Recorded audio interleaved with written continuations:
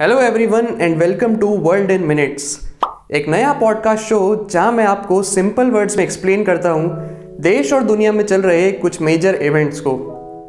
और आज के हमारे इस पहले पॉडकास्ट का टॉपिक है हाल ही में कंक्लूड हुआ COP समिट। COP 26 यानी यूनाइटेड नेशंस का वो क्लाइमेट चेंज समिट जिसमें करीब 100 से भी ज़्यादा देशों के हेड्स ऑफ स्टेट साथ में मिलकर आए ग्लासगो स्कॉटलैंड में क्लाइमेट चेंज के थ्रेट को एड्रेस करने के लिए।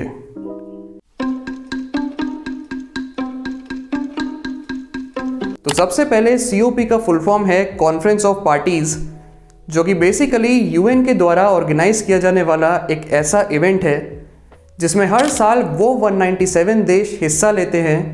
जिन्होंने यूनाइटेड नेशंस का framework convention on climate change यानी UNFCCC को साइन करा था। इस इवेंट में हर साल अलग अलग देशों से आए हुए करीब 1000 से भी ज़्यादा हेड्स ऑफ स्टेट, डिप्लोमैट्स और एक्टिविस्ट साथ में आकर मिलते हैं और अपने अपने देश के लिए नए टारगेट्स को सेट करते हैं ऑयल, गैस और कोल बर्निंग से होने वाले एमिशंस को कट डाउन करने के लिए। जिसके साथ ही इस पूरे इवेंट का एक मेजर गोल है हमारे प्लैनेट के एवरेज ग्लोबल टेम्परेचर को 1.5 डिग्री सेल्सियस से ज़्यादा बढ़ने से रोकने का। दरअसल आज के टाइम पर हमारी धरती पर मौजूद सभी देशों के पास 10 साल से भी कम का टाइम अवेलेबल है अपने अपने कार्बन एमिशंस को इस हद तक कम करने के लिए कि प्लैनेट के ओवरऑल टेम्परेचर राइज को 1.5 डिग्री सेल्सियस से कम पे मेंटेन रखा जा सके और heat waves, water shortages, crop failures और इकोसिस्टम को कोलैप्स होने से बचाया जा सके। तो यहाँ पर अब एक बड़ा सवाल ये उठता है कि आखिर why do we need this COP,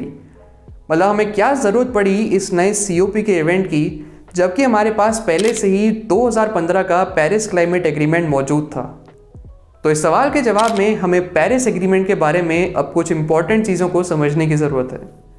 दरअसल 2015 के पेरिस एग्रीमेंट में सभी देशों ने ग्लोबल टेम्परेचर राइज को 2 डिग्री से कम पे मेंटेन रखने का डिसीजन लिया था, जिसमें उन्होंने अपने अपने देशों के ग्रीन हाउस एमिशंस को 2030 तक रिड्यूस करने के लिए कुछ नेशनल टारगेट्स को सेट करा था जिन्हें NDCs कहा गया, यानी नेशनली डिटरमाइंड कॉन्ट्रीब्यूशंस। लेकिन ये NDCs भी लॉन्ग टर्म में हमारे प्लैनेट के ओवरऑल टेम्परेचर राइज को कम करने के लिए काफ़ी नहीं थे और अगर इन्हें बदला नहीं जाता, रिवाइज नहीं किया जाता, तो ये रिजल्ट करते एक डेडली 3 डिग्री सेल्सियस की ग्लोबल वार्मिंग में, जिसकी वजह से ही सभी देशों को ज़रूरत पड़ी इस नई कॉन्फ्रेंस ऑफ पार्टीज़ को ऑर्गेनाइज करने की। तो अब ये COP समिट बेसिकली रीफाइनेंस करती है क्लाइमेट चेंज के लिए ली गई उन पुरानी प्लेजेस को, जहां 2009 में अनाउंस करे गए $100 बिलियन के फंड में से सभी देश अब तक केवल $79.6 बिलियन ही रेज कर पाए हैं और majorly India, Russia, China, Brazil और ऑस्ट्रेलिया ही वो 5 देश हैं जो फेल कर गए हैं अपने कार्बन एमिशंस को कट डाउन करने में। अब BBC के क्लाइमेट एक्शन ट्रैकर के इस ग्राफ को ऑब्जर्व करने पे हमें साफ देख सकते हैं कि अगर आज के टाइम पे एमिशंस को कम नहीं किया गया तो आने वाले टाइम में ग्लोबल वार्मिंग का रेट बेहद तेज़ी से इंक्रीज़ कर जाएगा। यहाँ तक कि अभी भी ज़्यादातर देशों ने अपने एमिशंस को कम करने के लिए जिन टारगेट्स को सेट करा है वो भी कोई बहुत अच्छे नहीं है और वार्मिंग को 1.5 डिग्री से नीचे लिमिट करने के लिए एक्चुअल में जितनी प्लानिंग की ज़रूरत है अभी तक उसकी आधी भी नहीं हो पाई है। तो अब इसके बाद हम ये समझते हैं कि इस इवेंट में एक्चुअल में इस बार क्या बड़े डिसीजंस लिए गए हैं। तो इस COP 26 की सबसे पहली मेजर डील में करीब 100 देशों के लीडर्स ने 2030 तक डिफॉरेस्टेशन यानी जंगलों की कटाई को बंद करने के लिए पब्लिक और प्राइवेट फंड्स मिला के करीब 14 बिलियन पाउंड्स के अमाउंट को एलोकेट करा है। इस एग्रीमेंट में जहां 28 देशों ने फूड एंड एग्रीकल्चरल प्रोडक्शन जैसे पाम ऑयल, सोया और कोकोआ की ग्लोबल ट्रेड की वजह से हो रहे डिफॉरेस्टेशन को कम करने के लिए प्लेज ली, वहीं अवीवा, शॉर्डर्स और एक्सा समेत करीब 30 फाइनेंशियल कंपनीज ने इन सेक्टर्स में अपने इन्वेस्टमेंट को बंद करने का अनाउंसमेंट करा, जिसके साथ ही 1 बिलियन पाउंड्स के एक फंड को भी इस्टेब्लिश करा गया है दुनिया के second largest tropical rain forest Africa के कॉन्गो बेसिन को प्रोटेक्ट करने के लिए। इस डिफॉरेस्टेशन डील को साइन करने वाली मेजर कंट्रीज़ हैं इंडोनेशिया, जो कि है world's largest exporter of palm oil, और ब्राज़ील, जहाँ के अमेज़न जंगलों में डिफॉरेस्टेशन रेट 2020 में पिछले 12 सालों में सबसे ज़्यादा हाई पर था। और इस टॉपिक पे मैं ऑलरेडी एक डिटेल्ड वीडियो बना चुका हूँ। अगर आपने वो नहीं देखी है तो उसका लिंक ऊपर फ्लैश हो रहा होगा, आप उसे भी जाकर देख सकते हैं। अब इस COP इवेंट के कुछ की मूवमेंट्स पे नज़र डालें तो इस इवेंट के पहले ही दिन US प्रेसिडेंट जो बाइडेन ने लोगों से इस बात के लिए माफ़ी मांगी कि डोनाल्ड ट्रंप की एडमिनिस्ट्रेशन में US ने पेरिस एग्रीमेंट से बैकआउट कर लिया था, जिसकी वजह से अब हम और पीछे हो गए हैं क्लाइमेट गोल्स को अचीव करने में। इसके अलावा Swedish climate activist Greta Thunberg ने भी यहाँ एक मेजर लार्ज स्केल प्रोटेस्ट को ऑर्गेनाइज करा, जहाँ उन्होंने इस इवेंट में UN से क्लाइमेट चेंज के लिए और भी स्ट्रिक्ट एक्शंस लेने की मांग करी। उनका मानना है कि अगर इस इशू के ऊपर तुरंत बड़े कदम नहीं उठाए गए तो आने वाले टाइम में लाखों लोगों पर इसका सीधा असर पड़ेगा और हमारे प्लैनेट के लिए अब यह कोड रेड की सिचुएशन है। यूनाइटेड नेशंस के सेक्रेटरी जनरल एंटोनियो ग्यूटेरेस ने भी सिमिलर से ही ओपिनियन शेयर करे कि फॉसिल फ्यूल से हमारे एडिक्शन ने ही दुनिया को आज इस जगह पर लाकर खड़ा कर दिया है कि अब यहाँ से या तो हम उन्हें इस्तेमाल करना बंद कर दें या फिर वो हमें ही ख़त्म कर देंगे। इसके बाद अब हम फाइनली आते हैं इंडिया की प्लेजेस पे। COP इवेंट में प्रधानमंत्री मोदी ने देश का पहला माइलस्टोन प्लेज लिया कि इंडिया 2070 तक अपने कार्बन एमिशंस को कम करके नेट ज़ीरो के लेवल को अचीव कर लेगा। अपनी इस प्लेज में उन्होंने बेसिकली क्लाइमेट चेंज को काउंटर करने के लिए 5 पॉइंट्स के एक क्लाइमेट एक्शन प्लान को प्रपोज करा, जिसके अकॉर्डिंग इंडिया 2030 तक अपनी नॉन फॉसिल एनर्जी कैपेसिटी को 500 गीगावाट्स तक इंक्रीज करेगा, 50% रिन्यूएबल एनर्जी की तरफ स्विच कर लेगा, नेट प्रोजेक्टेड कार्बन एमिशन को 1 बिलियन टन्स तक रिड्यूस कर लेगा, अपनी इकोनॉमी की कार्बन इंटेंसिटी को 45% तक कम कर लेगा और फिर फाइनली 2070 तक नेट ज़ीरो एमिशन रेट को अचीव कर लेगा। दरअसल ये नेट ज़ीरो एमिशन बेसिकली एक ऐसी सिचुएशन होती है जिसमें एटमॉस्फेयर में amount of green house gas produced is equal to the amount removed, यानी कि जितना प्रोड्यूस हो रहा है उतना ही रिमूव भी होता जा रहा है।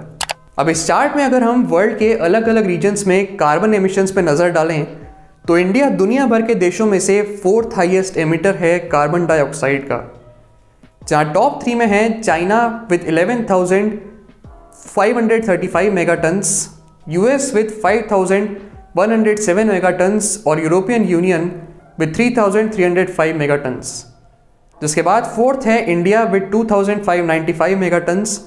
और रशिया विद 1,792 मेगाटन्स। लेकिन इस ग्राफ में एक ध्यान देने वाली चीज़ ये भी है कि इंडिया के पर कैपिटा एमिशंस सिग्निफिकेंटली कम हैं हाईएस्ट एमिटर्स वाले बाकी 4 देशों से।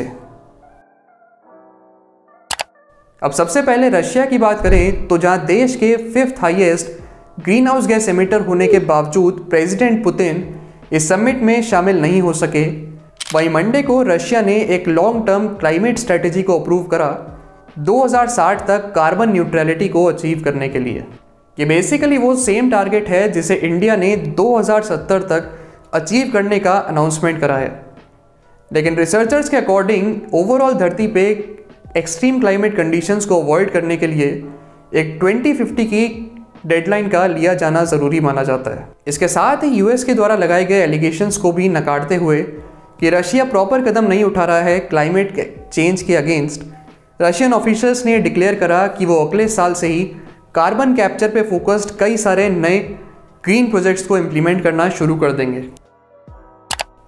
रशिया के बाद अब चाइना की बात करें तो चाइनीज़ प्रेसिडेंट शी जिनपिंग ने भी इस इवेंट को इन पर्सन अटेंड करने की जगह एक नोट भिजवाया, जिसमें उन्होंने बेसिकली डेवलप्ड कंट्री से ही सपोर्ट देने के लिए कहा बाकी डेवलपिंग देशों को क्लाइमेट चेंज से लड़ने के लिए।